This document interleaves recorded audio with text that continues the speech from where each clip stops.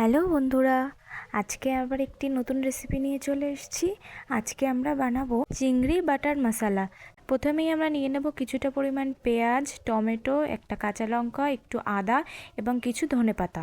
এবার একটি কড়াইতে সাদা তেল গরম করে গোটা গরম মশলা, জিরে ফোড়ন দেব, দিয়ে একটু নাড়াচাড়া করে তাতে পেঁয়াজ, লঙ্কা, টমেটো, আদা, কাজু, চারমগজ, একটু পোস্ত আর একটু স্বাদ মতো লবণ দিয়ে হালকা করে ভাজা ভাজা করে নেব। এরপর ওই ভাজাটাকে একটু ঠান্ডা করে একটি মিক্সিং জারে দিয়ে ভালো করে পেস্ট বানিয়ে নেব।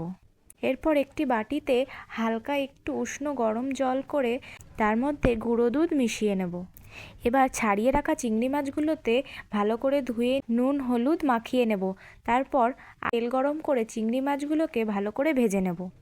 চিংড়িগুলো ভাজা ভাজা হয়ে গেলে চিংড়িগুলো তুলে রেখে ওই তেলেই একটু বাটার দিয়ে দেব। বাটার এবং তেলের মধ্যে আমরা ওই বানিয়ে রাখা পেস্টটা ভালো করে কষিয়ে নেব। মশলাটা থেকে তেল ছেড়ে দিলেই মিশিয়ে রাখা গুঁড়ো দুধটা তাতে দিয়ে দেব। এরপর একটু নাড়াচাড়া করে তার মধ্যে ভেজে রাখা চিংড়ি মাছগুলো দিয়ে ভালো করে আবার নাড়িয়ে নেব। এরপর কিছুক্ষণ ঢাকনা চাপা দিয়ে ফুটিয়ে ঢাকনাটা তুলে একটু কোচানো ধনেপাতা দিয়ে আবারও একটু নাড়িয়ে নিলেই তৈরি আমাদের চিংড়ি বাটার মশলা। তোমরাও বাড়িতে রেসিপিটি ট্রাই করে জানিও রেসিপিটি তোমাদের কেমন লাগলো।